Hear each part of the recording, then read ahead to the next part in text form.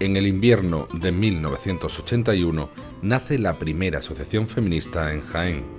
Mujeres del PC, acompañadas de algunas personas de ambos géneros que no compartían ideas políticas, fundan 8 de marzo, una asociación con clara vocación para conseguir la igualdad de género.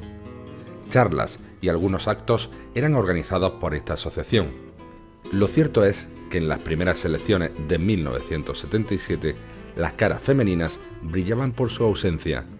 Solo en el PSA, con Pilar Palazón de salida al Senado, tenían una mujer comandando. PC y AP tenían alguna señora enterrada en sus candidaturas.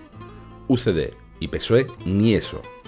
En las del 79 la tónica era la misma. Hasta bien entrados los 80 no se habla de paridad. El gran olvido de la transición fue, sin duda, la mujer.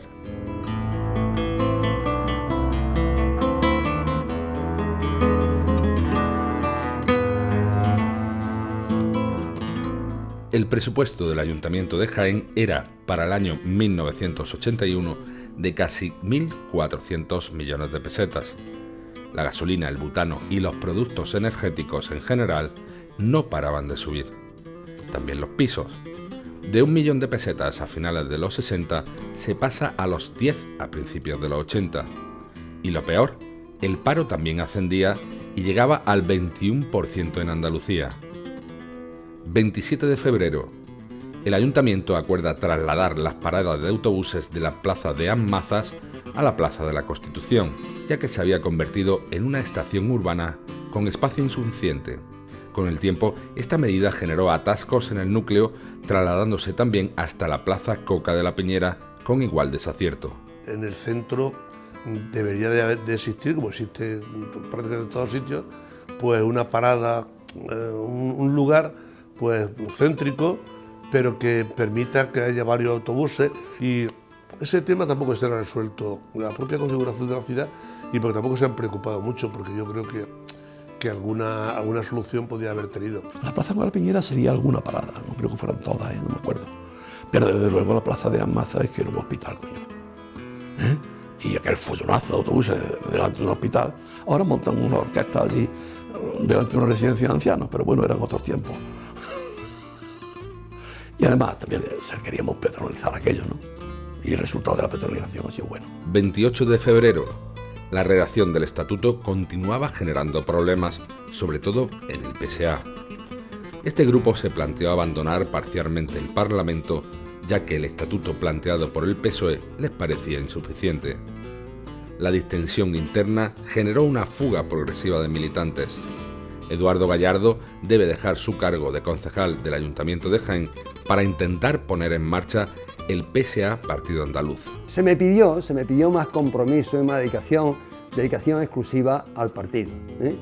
Yo era profesor en el Instituto Virgen del Carmen y se me pidió que yo trabajara exclusivamente para el partido, y esa fue una pura operación de que el crecimiento del partido exigía mayor dedicación, y por lo tanto yo acepté.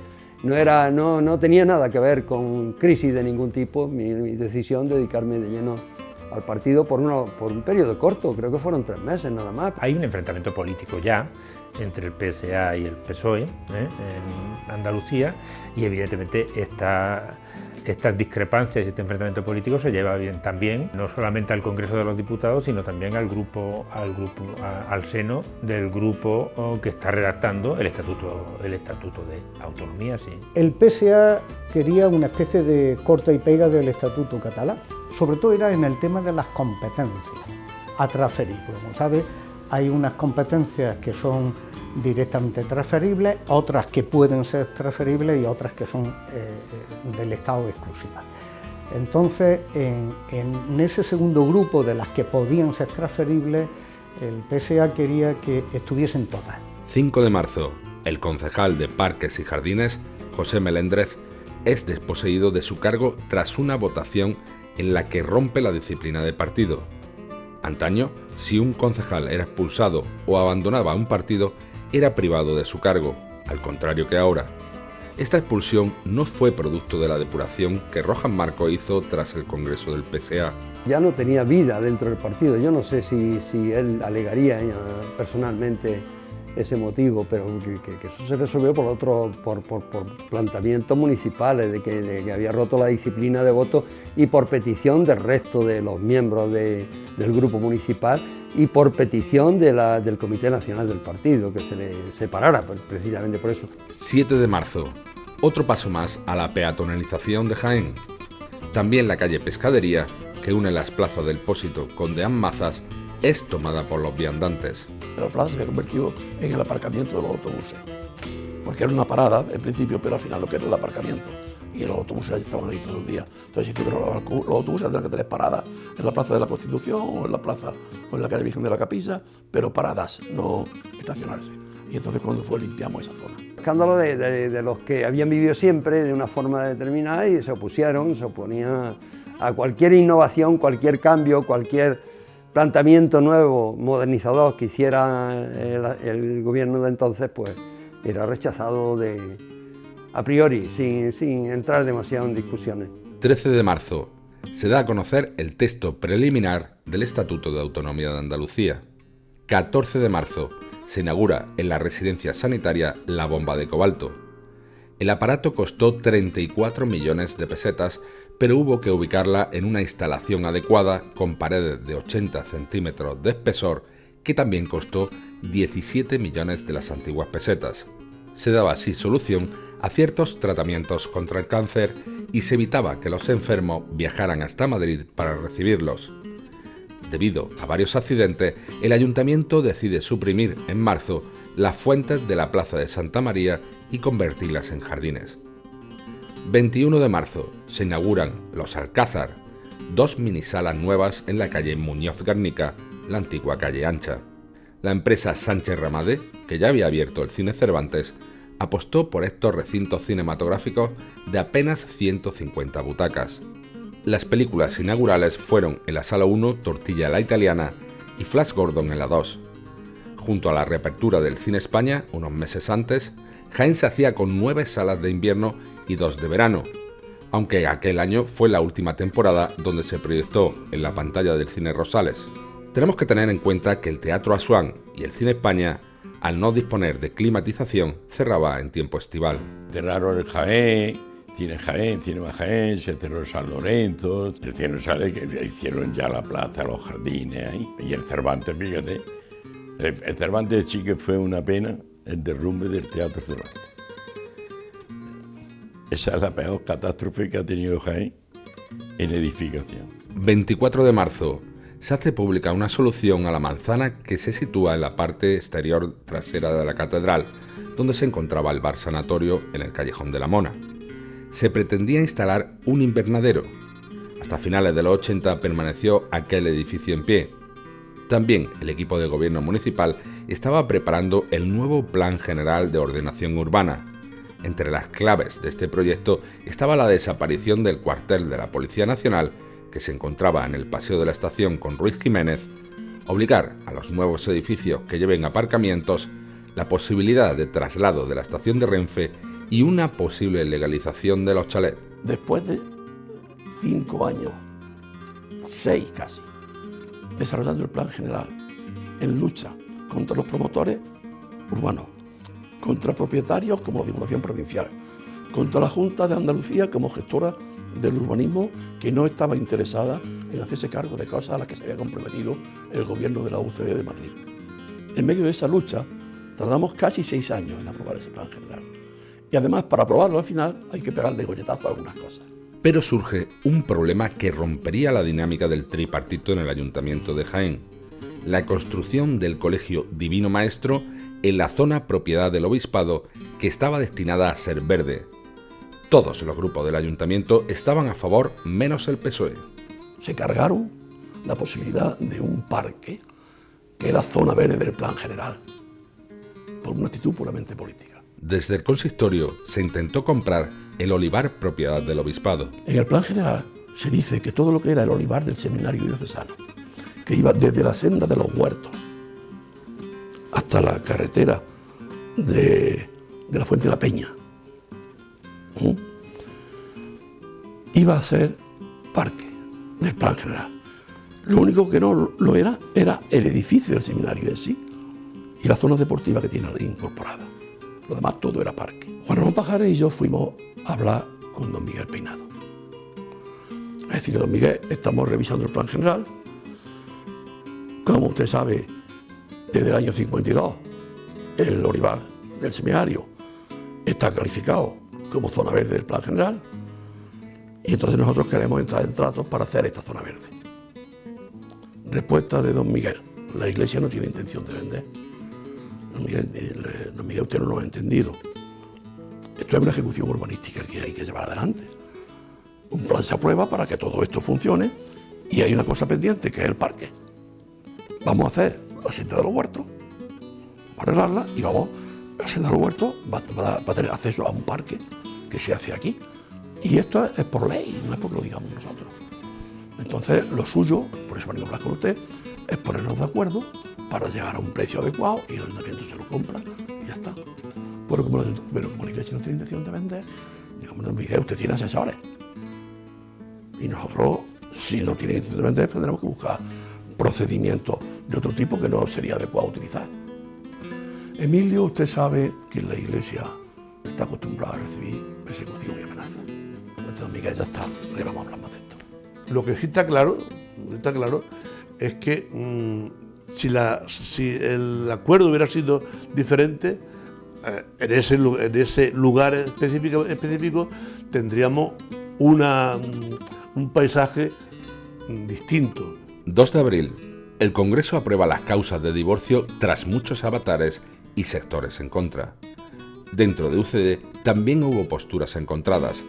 La polémica estaba servida en la calle. Incluso en el PP, lo que era la Alianza Popular entonces, pues había sus divergencias, gente que no estaba en absoluto de acuerdo, pero que al final yo creo que con este tipo de leyes lo que se consigue es normalizar la vida. Es decir, la gente se puede divorciar, no se puede divorciar, pero lo que está claro es que los estados, los gobiernos y los parlamentos tienen que legislar pensando en todos los ciudadanos. No se puede legislar solamente pensando en un determinado grupo religioso o social o tal. Hay que gobernar para todos. 22 de abril. 3 detenidos en el edificio que albergó el Colegio Menor San José.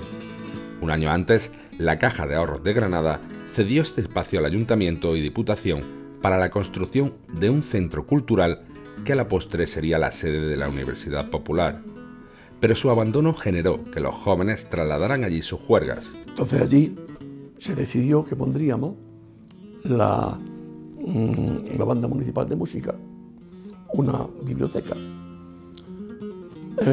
la sede de la Universidad Popular, que se creaba por entonces, y la sede de la UNED, que se decidió después. Incluso se reservaba una planta sin un destino concreto, que era la planta de los dormitorios entonces. ¿Por qué? Pues por si acaso se podía hacer y se podía invertir para poder hacer congresos con residencia. Luego de aquello, después de ello se desechó. Y lo que ocurrió es que la Universidad Popular tuvo tal grado de expansión que al final la gente considera que aquello es la Universidad Popular, no, que aquello es el edificio del Colegio Menor San José, con usos culturales para la ciudad, donde está la Universidad Popular. 23 de abril. Se hace público el resultado final de las elecciones sindicales en la provincia.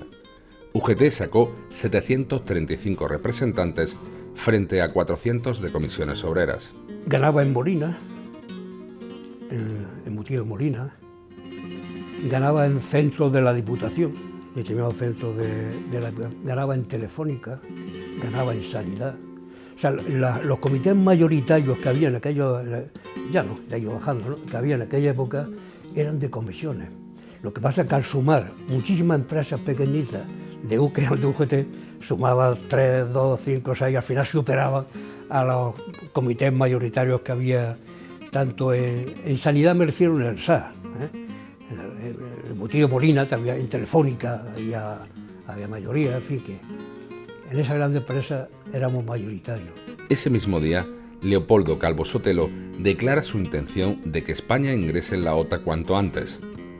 1 de mayo, Comisiones Obreras y UGT celebran el 1 de mayo con una manifestación que se va rebajando en número. 2.000 trabajadores salen a la calle. 6 de mayo, acuerdo municipal por el que se concedió la medalla de oro de la ciudad y el título de hijo predilecto al pintor jiennense Manuel Ángeles Ortiz. Fue una reivindicación de la personalidad de un hombre con méritos artísticos y con méritos ciudadanos suficientes como para que el ayuntamiento le rindiera ese homenaje, méritos de coherencia política y de valores artísticos. El Ministerio de Cultura le concedió el Premio Nacional de Artes Plásticas ese mismo año. Lo cierto es que ni Granada ni Jaén tienen el museo de este pintor de la generación del 27. Se sintió verdaderamente emocionado, hasta tal punto que en ese momento se planteó, ¿verdad?, un proyecto de museo de Ángeles Ortiz en Jaén. Yo diría que el entonces alcalde de Jaén, Emilio Arroyo, hizo todo lo que tenía que hacer, todo, no se podía hacer mejor. Y ahí ya Granada, que no se había preocupado absolutamente nada de Ángeles Ortiz antes, ¿verdad?, sí se dio cuenta que en ese momento podía ser atractivo y trató de tirar del pintor hacia Granada y luego lo vendió. 11 de mayo, el presidente de la Junta de Andalucía, Rafael Escuredo, visita Jaén para inaugurar el Seminario Permanente de Historia de Andalucía. El mismo día saltaba una noticia crucial. Aparecía un centenar de casos de lo que se denominó neumonía atípica. En Madrid ya había 5 muertos. Durante los siguientes días, esta macabra lista se engordaría poco a poco. Pues se llamó neumonía atípica porque las lesiones que producía, yo recuerdo que nos mandaron desde Madrid una serie de diapositivas con las lesiones que aparecían en pulmón. Incluso en aquella época yo estaba delegado provincial, hicimos una reunión de los neumólogos de la provincia y de los radiólogos para enseñarles las imágenes. Todos ellos veían claramente lo que definían como una fisuritis pulmonar, de lo cual indujo a pensar y a llamarla y a denominarla como neumonía atípica, porque no correspondían la sintomatología con de una neumonía clásica, sino que se producían algunas desviaciones, algunas alteraciones que le dieron el calificativo de atípica. Las autoridades sanitarias removieron todas las posibilidades para encontrar el foco, ya que había casos en algunas provincias y en otras no. El primer caso apareció el 1 de mayo.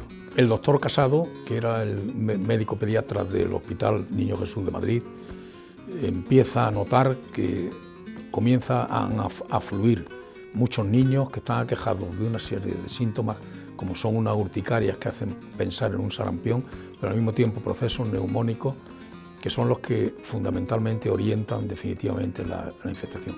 Pocos días después no solamente ingresan niños, sino que empiezan también a ingresarse padres y madres de esos niños, lo cual hace pensar que no se trata ya de una enfermedad infantil, sino de algún otro proceso patológico. Causaron una alarma generalizada. Bueno, la preocupación en la población sí existía. 12 de mayo.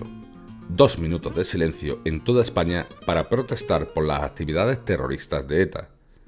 En Jaén, los trabajadores salían de sus centros masivamente para apoyar con esta propuesta. Era incomprensible, porque ETA estaba atacando a la democracia directamente, ¿no? Esa guerra que tenían con el franquismo, contra el franquismo, evidentemente se demostró que no, era una banda de asesinos, que sigue siéndolo, una banda de asesinos que no tenían ningún pudor en atentar directamente con la democracia. ¿Y dónde daban? Pues donde hacía más daño. ETA intentó por todos los medios, sobre todo los atentados a militares, al ejército, intentó por todos los medios desestabilizar y que los mismos militares dieran un golpe de Estado y que dijeran, bueno, hasta aquí hemos llegado y tomamos el poder. Eso era el fin de ETA. ETA de democracia no entiende, no sabe absolutamente nada. 13 de mayo. Atentado contra el Papa Juan Pablo II en la plaza de San Pedro. El turco Mehmet Ali Akka disparó 4 veces contra él. A partir de aquí, las teorías comienzan a salir. En mayo, el grupo jiennense Apache, tras vender más de 100.000 discos, saca su segundo LP. Versionan un éxito italiano que dará nombre a este nuevo lanzamiento, Te estoy queriendo tanto. Nosotros teníamos una línea de composición propia, Rogelio, que era un poco el compositor por excelencia dentro del grupo, tenía unos temas preciosos, pero el AR, el director artístico de la compañía, iba buscando siempre apostar a caballo ganador.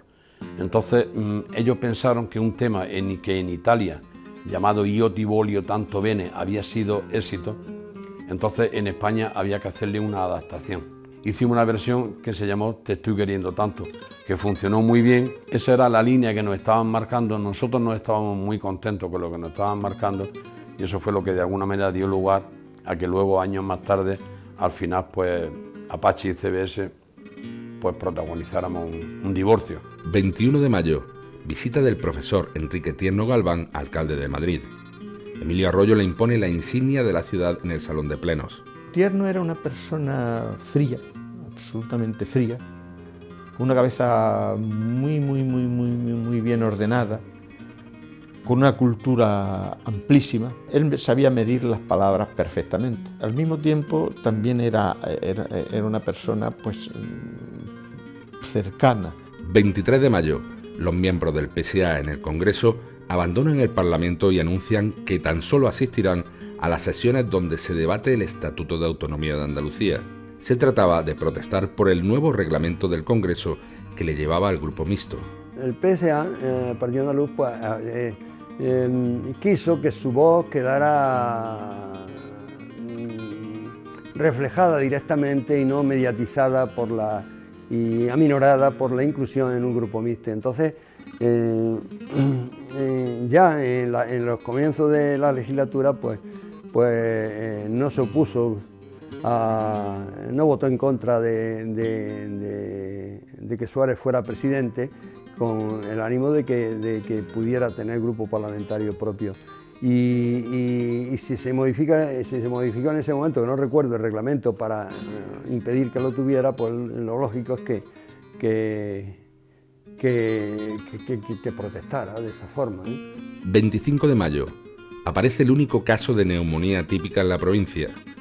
En Úbeda, un niño de 4 años procedente de Alcalá de Henares y que aparece por nuestra tierra para asistir a una comunión, es diagnosticado con esta desconocida hasta entonces enfermedad.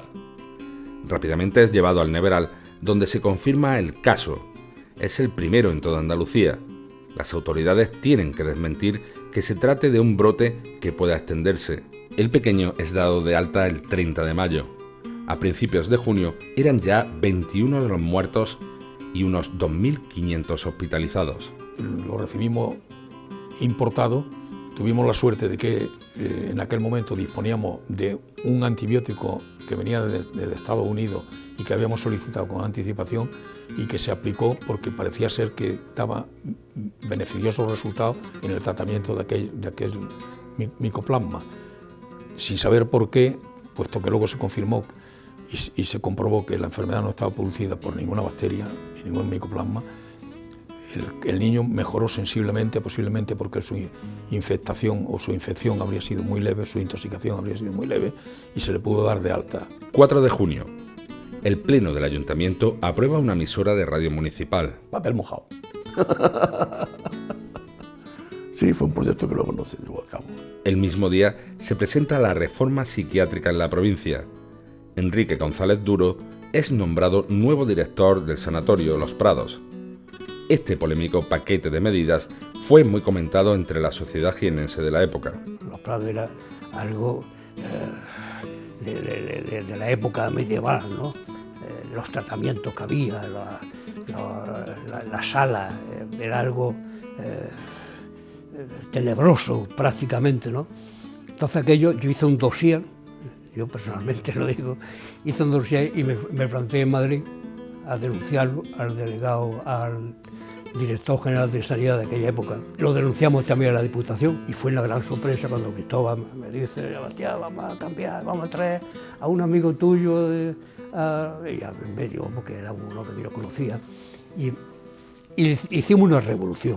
Era una reforma ideológica, donde se pretendían de quitar muchísimas cosas que habían claro de tiempos pasados, de medios de contención, de medicación, la fuerza, la iglesia, la farmacéutica, las clases estas pues más rancias, se echaron encima de de la Reforma, pero fue una batalla muy interesante, muy bonita. González Duro vino aquí pues, bueno, como una superestrella, ¿no?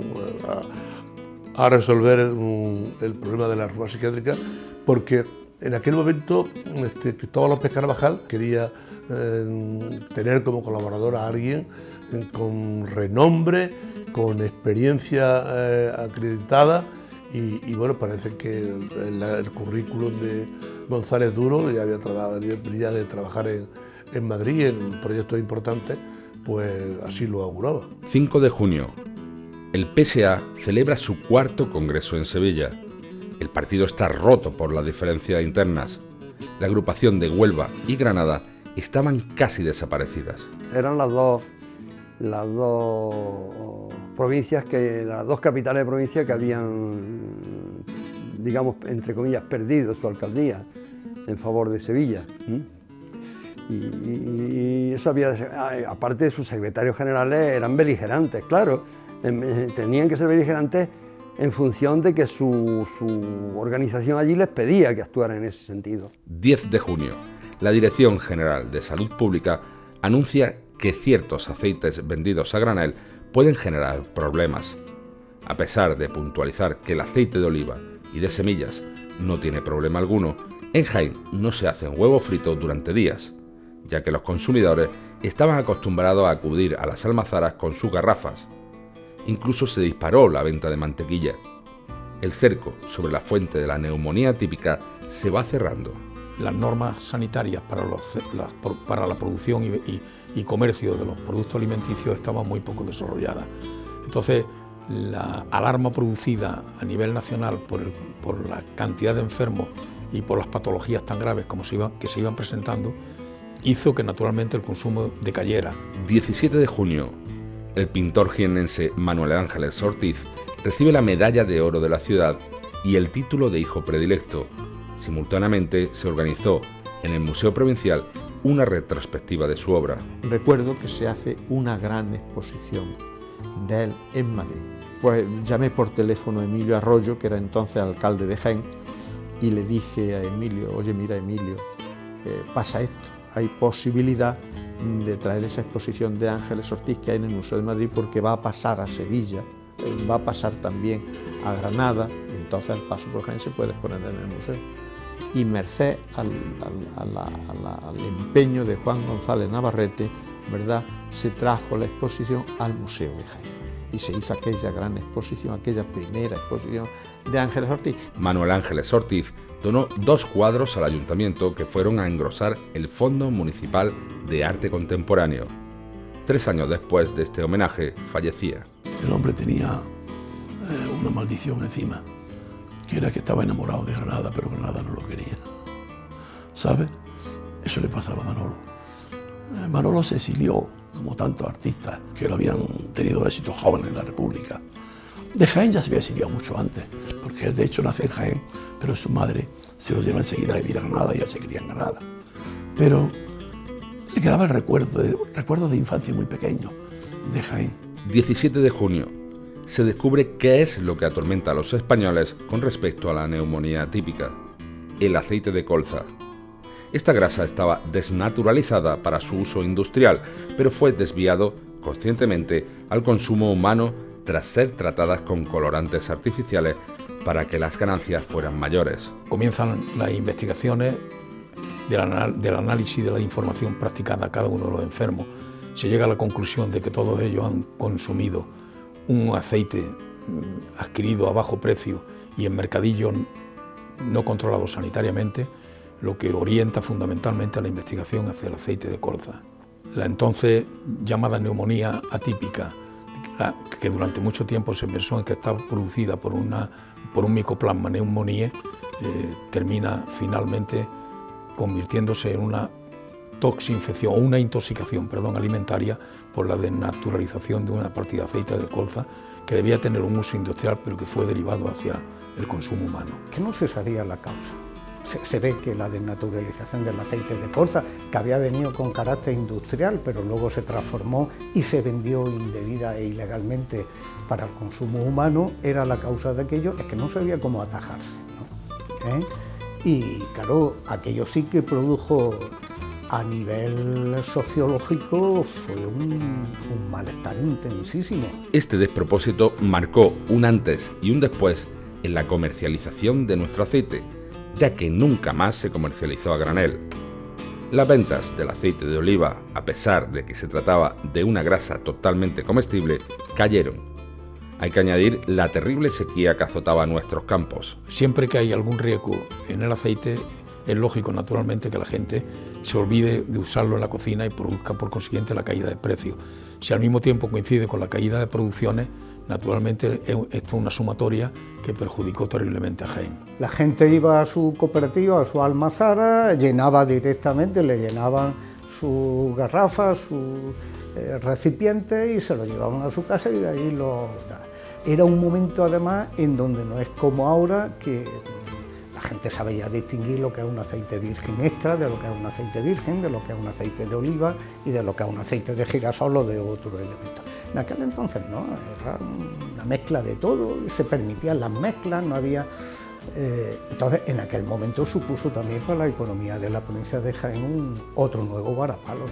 Sirvió también para que el propio sector productor del aceite de oliva pues tomara nota, reaccionara, y entonces fue cuando se empezó tímidamente ya a embotellar, a comercializar de otra manera. España en estado de shock.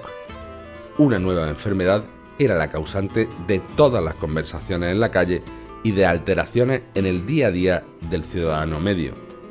En Jaén no tuvo trascendencia, al menos sanitaria, aunque sí comercial. Aunque la atención mediática se la lleva un pollo que llega a Jaén con 4 patas. Samuelito le ponen de nombre. Cosa de la prensa.